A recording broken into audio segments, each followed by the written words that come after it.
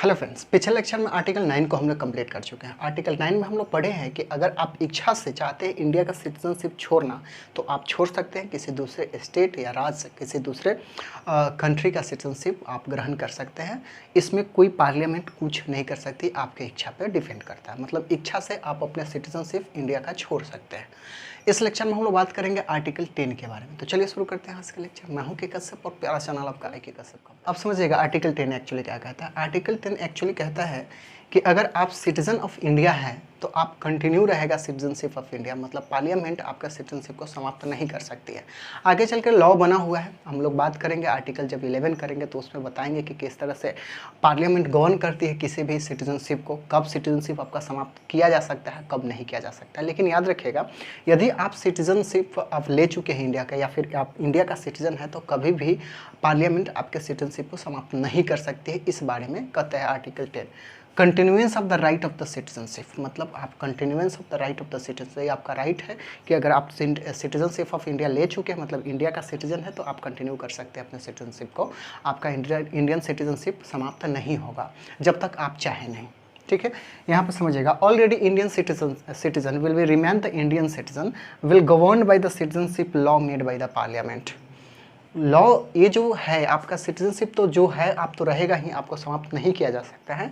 यहाँ से देखिएगा, ये सिटीजनशिप लॉ जो बनता है वो जो गवर्न करते हैं किसके तरह, पार्लियामेंट बनाते हैं। सिंपल सी बात है, जो भी काम अगर कॉन्स्टिट्यूशन के अंदर कोई चेंजेस होते हैं वो सब तो पार्लियामेंट ही करती है। अगर ये लॉ बनाया गया सिटीजनशिप के अंदर में तो आपका कैसा भी लॉ बनाया जाए तो आपका सिटीजनशिप को समाप्त नहीं किया जा सकता है। सिर्फ गवर्न कर सकती है, कंट्रोल कर सकती है, समाप्त नहीं कर सकती है। जैसे कि मैं बोला कि आगे चल करके जब हम लोग आर्टिकल 11 को पढ़ेंगे तो उसमें समझेंगे कि कितने कंडीशन है जहाँ पे आप सिटीजनशिप को एक्वायर कर सकते हैं और कितने ऐसे कंडीशन है जहाँ पे आप सिटीजनशिप को आप टर्मिनेट किया जा सकता है। मतलब आपको छोड़ा जाता है, लूज कर सकते हैं, छीना जा सकता है, छोड़ सकते हैं। ये सारी कहानी आर्टिकल हम लोग 11 करेंगे तो समझेंगे। इतना याद रखिए कि अगर आप इंडियन सिटीजनशिप है तो आपका कंटिन्यू रहेगा, पार्लियामेंट जो लॉ बनाई है उसके आपका सिटीजनशिप समाप्त नहीं होगा।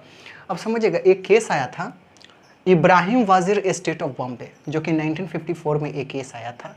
हम लोग जानते हैं कि 1947 में इंडिया इंडिपेंडेंट हुआ। आपको क्या करना पड़ेगा सिटीजनशिप लेने के लिए? आप इंडियन हैं लेकिन आप क्या कर चुके हैं, जब इंडिया इंडिपेंडेंट हुआ मतलब पाकिस्तान बना तो यहाँ से माइग्रेट करके आप पाकिस्तान चले गए, फिर चाहते हैं कि इंडिया में आ जाए लेकिन बहुत लेट से आते हैं। तो आपको क्या करना पड़ता है कि इंडिया में आकर के कम से कम 6 महीना रहना पड़ता है यहाँ पे, और उसके बाद रजिस्ट्रेशन कराना पड़ता है। कहाँ पे? तो आपके जिस देश से आ रहे हैं, पाकिस्तान से आ रहे हैं, तो आपको अम्बेसडर के पास में रजिस्ट्रेशन करा के फिर यहाँ आना पड़ता है, या फिर इंडिया में आकर के यहाँ रजिस्ट्रेशन कराना पड़ता है, तो आप सिटीजनशिप ऑफ इंडिया ले सकते हैं। उसके लिए सिंपल कहानी आप याद रखें कि अगर इंडिया का सिटीजनशिप रजिस्ट्रेशन कराएंगे तो आपको पर्ची लेकर के इंडिया में आना पड़ेगा। अब समझिएगा एक केस क्या एक्चुअली क्या कहता है।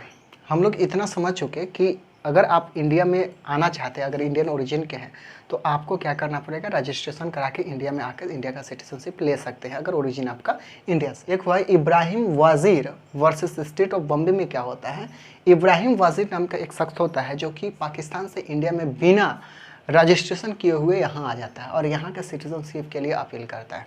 मतलब सिंपल कहता है कि मैं इंडिया का सिटीजन हूँ तो मुझे रजिस्ट्रेशन कराने की ज़रूरत नहीं। अब क्या होता है, ये केस चलती है, कोर्ट में जाती है, कोर्ट इसमें डिस्कशन करने के बाद में फाइनली कहते हैं कि नहीं, आप सिटीजनशिप ऑफ इंडिया ले सकते हो लेकिन उसके लिए आपको रजिस्ट्रेशन कराने पड़ते हैं। उसके लिए एक लॉ है, by using the influx from the Pakistan control act 1947। ऐसा नहीं है कि कोई भी इंडिया का और इंडियन ओरिजिन के पाकिस्तान चला गया जब चाहे आकर के इंडिया का सिटीजनशिप ले सकता है, ऐसा नहीं है। इसके लिए एक लॉ है। इसके अकॉर्डिंग क्या किया, इब्राहिम वाजिर को यहाँ से फिर से पाकिस्तान भेज दिया गया, इंडिया का सिटीजनशिप नहीं दिया। ये कौन सा, Ibrahim Wazir versus state of Bombay के केस में ऐसा हुआ था। किसके अकॉर्डिंग कहा गया था, यूज़ किया गया था influx from the Pakistan control act 1949 के अकॉर्डिंग उनको फिर से इंडिया का सिटीजनशिप नहीं दिया गया, उनको फिर से भेज दिया गया पाकिस्तान के अंदर में। तो एक केस था रिलेटेड आर्टिकल 10 के। आर्टिकल 10 क्या कहता है, सिंपल समझिएगा, इस केस को रिलेट करिए। कंटिन्यूएंस मतलब आप अगर सिटीजनशिप ऑफ इंडिया ले चुके हैं तो आप कंटिन्यू रहेगा, आपका सिटीजनशिप को कोई भी समाप्त नहीं कर सकता है। लेकिन अब यहाँ पे क्या हुआ, इब्राहिम वाजिर फिर इंडिया में आते हैं तो क्योंकि उनका तो सिटीजनशिप रहता है क्योंकि इंडियन है, तो उनको क्या रजिस्ट्रेशन कराने की कोई ज़रूरत नहीं है, लेकिन उनको कराना पड़ता है क्योंकि और आर्टिकल्स कहती है कि अगर आप माइग्रेट कर चुके हैं तो फिर आना है तो रजिस्ट्रेशन कराना ही पड़ेगा, जबकि ये नहीं करा रहे थे, जिनके कारण से केस हार जाते हैं और इनको यहाँ से डिस्पैच कर दिया जाता है पाकिस्तान के अंदर, मतलब फिर से भेज दिया जाता है, मतलब केस लूज हो जाता है इनके हाथों से। तो ये है आर्टिकल 10। आर्टिकल 10 आई होप अच्छी तरह से समझ गए होंगे। इसके बाद हम लोग आर्टिकल 11 पे बात करेंगे। जैसे ही हम लोग बोले कि आर्टिकल 10 के अकॉर्डिंग कि कोई भी राइट आपको अगर सिटीजनशिप है तो अब कोई भी पार्लियामेंट, मतलब कोई भी क्या पार्लियामेंट समाप्त नहीं कर सकती है, लेकिन आगे चल के एक लॉ बना है जिसको सिटीजनशिप एक्ट बोलते हैं। उसके अकॉर्डिंग अलग कब आप सिटीजनशिप ले सकते हो, एक्वायर कर सकते हो, कब लूज कर सकते हो, उससे रिलेटेड रूल बनाई है पार्लियामेंट। उसके अंडर में है तो आप इंडियन सिटीजनशिप रहेंगे, अगर कुछ दूसरे काम में इन्वॉल्व हैं तो आपका इंडियन सिटीजनशिप को छीन लिया जाएगा। उस बारे में तो हम लोग बात करेंगे आर्टिकल 11 को, और ए पार्ट 2 समाप्त हो जाएगा 11 के साथ में। तो चलिए फिर मिलते हैं नेक्स्ट वीडियो में, जब तक एंजॉय करें और पढ़ाई करें।